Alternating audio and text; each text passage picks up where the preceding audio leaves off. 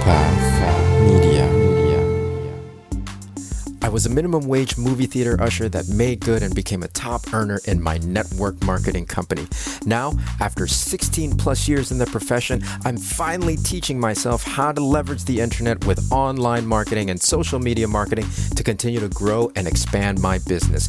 My name is Ronnie Cruz, and this is Path of the Network Marketer. All right, welcome back to the show. It is day 60, episode 60. That's right, episode 60. It's going by pretty quick. We're a full 10 episodes since our 50th celebration. So I think it's one of those things that we're going to be at 100 before you know it, and then we're going to have to try to figure out what direction we're going to go with this show. Anyways, neither here nor there. Let's get back into the moment and jump into the topic of this episode. I want to talk about communication, and this might be a two-parter. So make sure, if you're brand new to the show, thank you first of all, and welcome.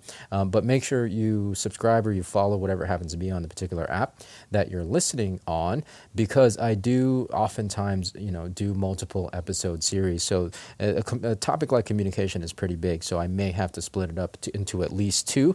I want to talk about this because, yesterday, like we talked about connecting with people and how important that is, to really refine and hone that skill. Because, even outside of network marketing, we have to just need the ability to connect, right? And if that's something that you're not good at, it's going to be harder to function in the world. It's going to be harder to function in society. So communication is really an extension of that, right? Like that, it's a big part of being able to connect with people.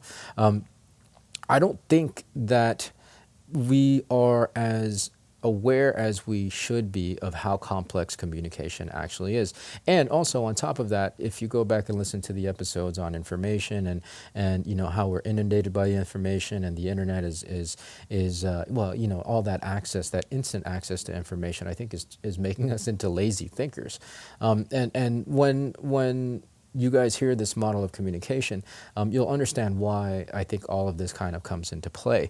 And so for today's episode, I'm going to talk about the front end of communication. That's sharing an idea or ideas, concepts with another person, right? That end of communication, because there's the back end as well when you're receiving the communication. But let's just talk about the front end, sharing an idea with a person or a group of people through whatever medium you happen to be communicating on. So the process, as I mentioned, is actually much more complex than you might think, because there are so many spots in that process. There are so many points in that process where it can completely go awry. So it starts in the communicator's head, right? In their mind, right? They have a concept, they have an idea, or a group of ideas that they have in their mind, and so they have to translate that into language, right? They have to translate those thoughts into language, and that obviously whatever language you happen to think in. I think in English. I think the accuracy of your communication, of your idea, will depend largely on the mastery of whatever language you happen to think in. So that's the first place where it could absolutely go awry. If you don't have a strong use or mastery of any particular language, whatever that language happens to be, then you're not going to be able to clearly communicate your ideas and your thoughts, right? So that's step number one, man. Like, make sure you're working to improve your language skills, improve your handle and mastery of the language that you happen to speak and think in. So that means reading more. That means listening to good audios, but that also means practicing, writing, right? Like for me, I didn't do this intentionally because I had the idea I need to master language. It was just kind of the road that I was on. I love creative writing, and I love, especially when I was younger, I loved writing poetry, and as a musician, obviously writing lyrics. You have to kind of craft your words doing those things, right? And especially on the creative side.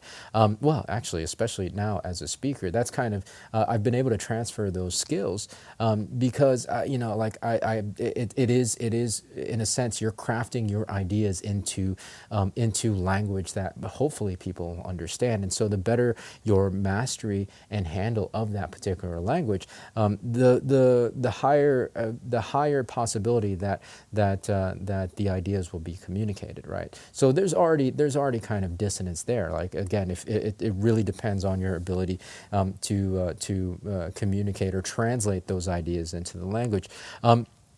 And then, of course, whatever medium you happen to be communicating in, verbally obviously is preferred. It with face with kind of video or in person, I think really maximizes communication because I mean you have all the faculties, right? Like words are a very small percentage actually of actual communication. You have all your nonverbal cues, you have the tonality of your voice, et cetera, et cetera.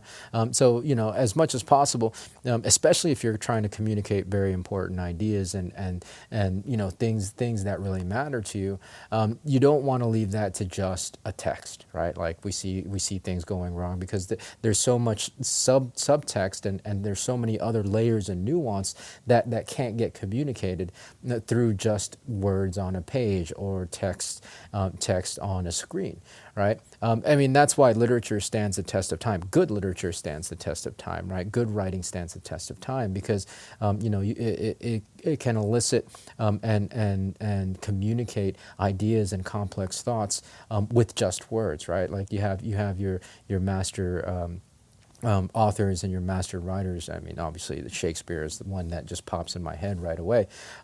So it's incredibly important. Again, it's that mastery of language that you have to have in order to translate your thoughts and ideas to. Because if you don't have that, then it's game over. It's game over, right? Like you're already losing a percentage of what you're trying to communicate. And then tomorrow, when we get into like the listening side, well, forget about it. Forget about it. There's even more opportunity for you to lose efficacy. No, that's the wrong word I'm looking for. But you guys know what I mean. See, I'm not being a good communicator.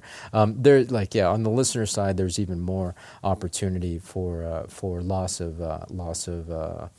Man, I'm drawing a blank on that one. But anyways, we'll talk about it on tomorrow's episode. So I guess the main thing is it's one of the 4 agreements, right? Be impeccable with your words, right? Be impeccable with your words. Again, here's what I was getting to. Sorry. At the beginning of this episode, I talked about how the internet and the access to this information is I think, it fills our head with information we don't necessarily need. And the instantaneous access to that information, I think both of those things together, it turns us into lazy thinkers. I mean, why have a thought or think critically about anything when you can just Google it, right?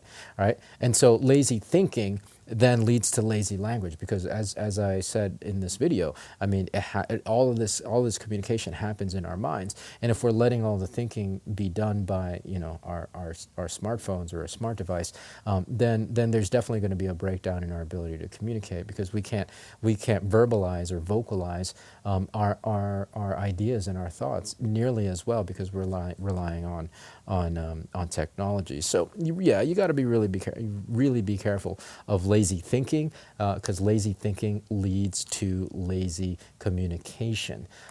We must be impeccable with our words. All right, so that's the idea for today. Hopefully that made sense. We'll continue this topic tomorrow. So until then, be well, be safe.